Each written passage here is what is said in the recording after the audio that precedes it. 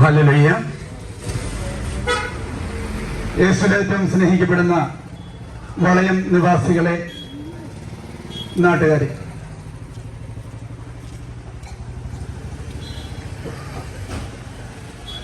യേശുവിന്റെ സുവിശേഷം നിങ്ങളുമായി പങ്കുവയ്ക്കുവാനാണ് ഈ സായാഹ്നത്തിൽ ഞങ്ങളിവിടെ എത്തിച്ചേർന്നിരിക്കുന്നത്.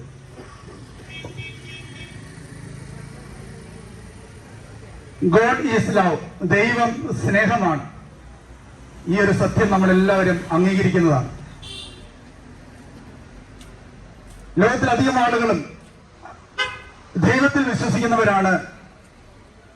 എന്നാൽ ദൈവം സ്നേഹമാണെന്നുള്ള യാഥാർത്ഥ്യം നമ്മൾ തിരിച്ചറിഞ്ഞിട്ടുണ്ടോ എന്നറിഞ്ഞുകൂടാ. സത്യത്തിൽ ദൈവം സ്നേഹമാണ്. സ്നേഹമായ ദൈവത്തിന് നമ്മളെ സ്നേഹിക്കാൻ മാത്രമേ അറിയൂ. ആ ദൈവത്തിന്റെ സ്നേഹത്തെ കുറിച്ചാണ് ഞങ്ങൾ നിങ്ങളുമായി സമ്മേളനത്തിൽ പങ്കുവയ്ക്കുക. വിശുദ്ധ ഗ്രന്ഥത്തില് യോഹന്നാന്റെ 1-ാമത്തെ ലേഖനം 3-ാം അധ്യായം 1-ാമത്തെ തിരുവചനം ഇപ്രകാരമാണ് പറയുക: കണ്ടാലും എത്ര വലിയ സ്നേഹമാണ് പിതാവ് നമ്മളോട് കാണിച്ചിരിക്കുന്നത്. നാം ദൈവമക്കളെന്ന് വിളിക്കപ്പെടുന്നു. നാം അങ്ങനെയാണ് താൻ. അതേ പ്രിയമുള്ളവരെ, സ്നേഹം തന്നെയായ ദൈവം നമ്മളോട് വലിയ സ്നേഹം കാണിച്ചിരിക്കുന്നു.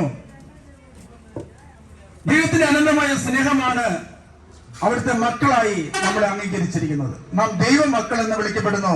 നാം അങ്ങനെയാണ് താൻ. അതേതെങ്കിലും കുറച്ചു പേർക്ക് വേണ്ടിയുള്ള ഒരു വചന സന്ദേശമല്ല, മറിച്ച് ഈ ലോകത്തിലുള്ള എല്ലാ മതവിഭാഗങ്ങളിൽപ്പെട്ട, എല്ലാ രാഷ്ട്രീയ പാർട്ടികളിൽ വിശ്വസിക്കുന്ന, എല്ലാ ജാതി മത വർഗവർണ്ണ വ്യത്യാസങ്ങൾക്ക് അതീതമായി എല്ലാ മനുഷ്യരോടും ദൈവം അരുളി ചെയ്യുന്ന ഒരു കാര്യമാണ്: നിങ്ങൾ എന്റെ മക്കളാണ് എന്നുള്ള യാഥാർത്ഥ്യം. അതുകൊണ്ട് തന്നെ അവിടുത്തെ മക്കൾ എന്ന നിലയിൽ നമ്മളെ സ്നേഹിക്കുന്നു. നമ്മളെക്കുറിച്ച് അവിടത്തേക്ക് വലിയ കരുതലുണ്ട് എന്നുള്ളൊരു യാഥാർത്ഥ്യം നമ്മൾ മനസ്സിലാക്കേണ്ടതുണ്ട്. ഹല്ലേലൂയ. കണ്ടാലും എത്ര വലിയ സ്നേഹമാണ് പിതാവ് നമ്മളോട് കാണിച്ചിരിക്കുന്നത്. നാം ദൈവമക്കൾ എന്ന് വിളിക്കപ്പെടുന്നു. നാം അങ്ങനെയാണ് താൻ. വീണ്ടും തിരുവചനം നമ്മളെ ഇപ്രകാരം ഓർമ്മിപ്പിക്കുന്നു. യോഹന്നാന്റെ സുവിശേഷത്തിലെ 3-ാം അധ്യായം 16-ാമത്തെ തിരുവചനം: തന്നിൽ വിശ്വസിക്കുന്ന ഏവനും നശിച്ചു പോകാതെ നിത്യജീവൻ പ്രാപിക്കുന്നതിന് വേണ്ടി തന്റെ ഏകജാതനെ നൽകാൻ തക്കവിധം ദൈവം ലോകത്തെ അത്രമാത്രം സ്നേഹിച്ചു. അതേ പ്രിയമുള്ളവരെ, സ്നേഹം തന്നെയായ ദൈവം ലോകത്തെ എത്രമാത്രം സ്നേഹിച്ചു എന്ന് തിരുവചനത്തിലൂടെ നമ്മളെ ഓർമ്മിപ്പിക്കുക. ദൈവത്തിൽ ആശ്രയിക്കുന്ന, ദൈവത്തിൽ വിശ്വസിക്കുന്ന ഒരു മകനും മകളും നശിച്ചു പോകരുത് എന്ന് അവിടുന്ന് ആഗ്രഹിക്കുന്നു.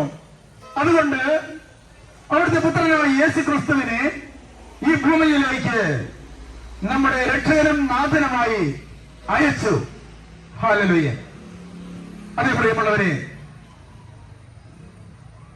യേശു ക്രിസ്തുവിനെ ഈ ഭൂമിയിലേക്ക് ദൈവമായ കർത്താവ് അയച്ചിരിക്കുന്നു. എന്തുകൊണ്ടാണ്? തന്നിൽ വിശ്വസിക്കുന്ന ഏവനും നശിച്ചു പോകാതെ നിത്യജീവൻ പ്രാപിക്കുന്നതിന് വേണ്ടി, അവരെല്ലാവരും രക്ഷ പ്രാപിക്കുന്നതിന് വേണ്ടി. അതെ, ഈ സായാഹ്നത്തില് ഞങ്ങൾക്ക് നിങ്ങളുമായി പങ്കുവയ്ക്കാനുള്ള ഒരു യാഥാർത്ഥ്യം ഇതാണ്: കർത്താവ് യേശു ക്രിസ്തു ഈ ഭൂമിയിൽ മനുഷ്യനായിട്ട് അവതരിച്ചു. അവിടുന്ന് പാടുപീഡകൾ സഹിച്ച് മരിച്ചവരുടെ ഇടയിൽ നിന്ന് 3-ാം നാൾ ഉയർത്തെഴുന്നേറ്റു എന്നുള്ള സത്യമാണ് ഞങ്ങൾ നിങ്ങളുമായിട്ട് പങ്കുവയ്ക്കുക. അതേ പ്രിയമുള്ളവർ, യേശു ക്രിസ്തു ഈ ഭൂമിയിൽ പാടുപീഡകൾ സഹിച്ച് മരിച്ചു എന്ന് മാത്രമല്ല, മരിച്ചവരുടെ ഇടയിൽ നിന്ന് 3-ാം നാൾ അവിടുന്ന് ഉയർത്തെഴുന്നേൽക്കുകയും ചെയ്തു എന്നുള്ളൊരു യാഥാർത്ഥ്യമാണ് നമ്മളെ ഇവിടെ ഈ പ്രഘോഷണത്തിന് വേണ്ടി പ്രചോദിപ്പിക്കുന്നത്. യേശു ക്രിസ്തു ഉയർത്തെഴുന്നേറ്റില്ലായിരുന്നെങ്കിൽ ഞങ്ങളുടെ ഈ പ്രഘോഷണത്തിന് യാതൊരു അർത്ഥവും ഉണ്ടാകുമായിരുന്നില്ല. അവിടുന്ന് ഉയർത്തെഴുന്നേറ്റു എന്നതുകൊണ്ട് മാത്രമാണ് ഞങ്ങൾ ഈ സായാഹ്നത്തിൽ നിങ്ങളോട് ഈ സുവിശേഷം പങ്കുവയ്ക്കുവാൻ നിർബന്ധിക്കപ്പെടുന്നത്.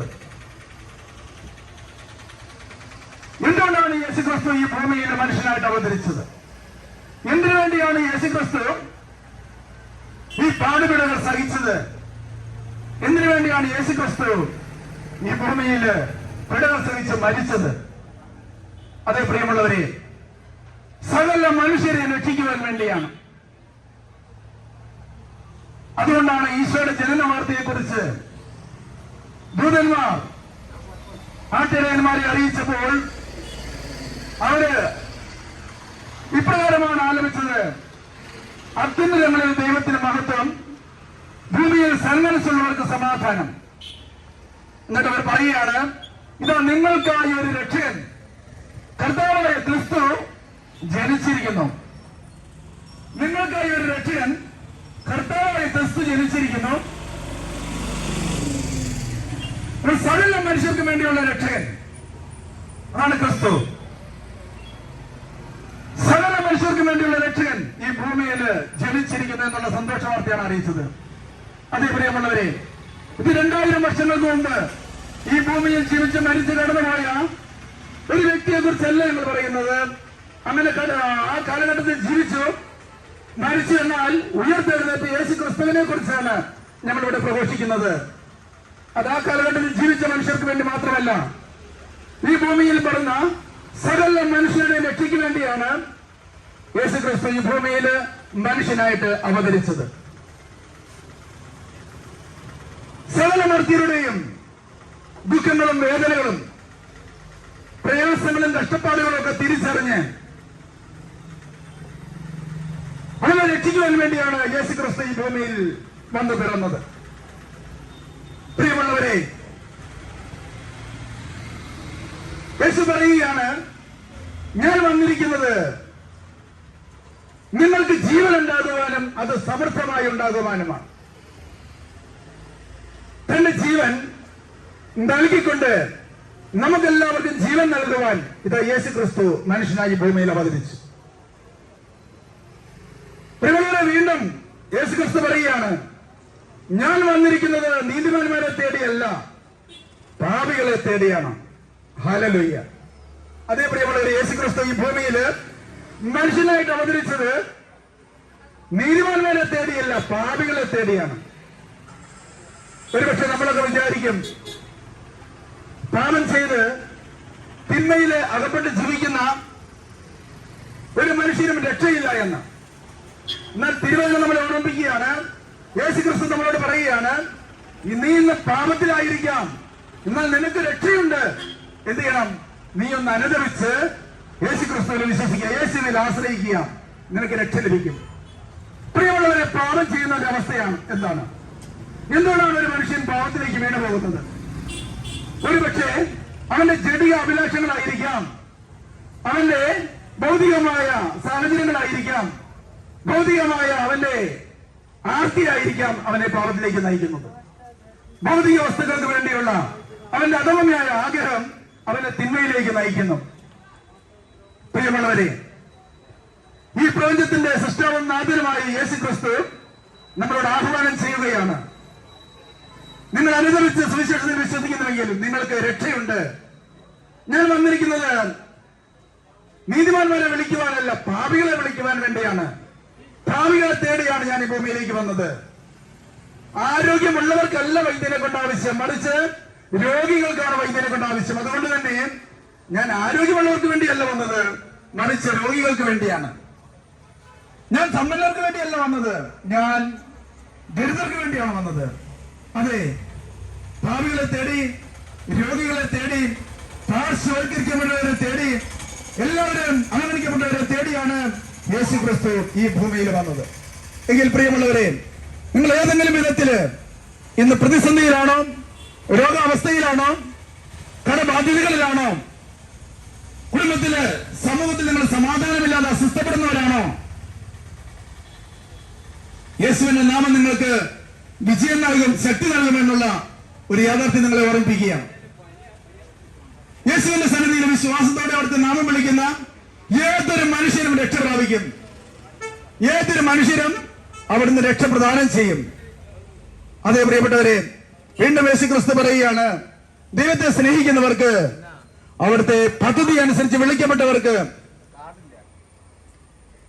സകലതും അവന്റെ ജീവിതത്തിൽ സംഭവിച്ച എല്ലാ കാര്യങ്ങളും അവനെ നന്മയായിട്ട് പരിണമിപ്പിക്കും. അതുകൊണ്ട് പ്രിയമുള്ള സഹോദര സഹോദരി, നിന്റെ ജീവിതത്തില് ഇന്ന് വരെ ഒരുപക്ഷെ നിന്റെ പ്രവൃത്തികളെല്ലാം തിന്മയായിട്ടായിരിക്കും നിങ്ങൾക്ക് അനുഭവപ്പെട്ടത്. ഏതെങ്കിലും ദുരന്തത്തിലോ ദുരിതത്തിലോ ഒക്കെ അകപ്പെട്ടു പോയവരായിരിക്കാം. കുടുംബത്തിലെ സമാധാനമോ സ്വസ്ഥതയില്ലായിരിക്കാം. തൊട്ടതെല്ലാം നന്മയാകുന്നതിന് പകരം തിന്മയായി മാറുന്നുണ്ടാകാം. പ്രിയപ്പെട്ടവരെ, യേശുവിൽ വിശ്വസിക്കുക, യേശുവിൽ ആശ്രയിക്കുക. നിന്റെ ജീവിതത്തിൽ സംഭവിച്ചതെല്ലാം നന്മയാക്കി മാറ്റുവാൻ അവിടത്തേക്ക് കഴിയും. നിന്റെ മാറാ രോഗങ്ങള് യേശുവിനെ സൗഖ്യമാക്കാൻ ഒരു നിമിഷം മതി. ഹല്ലേലൂയ.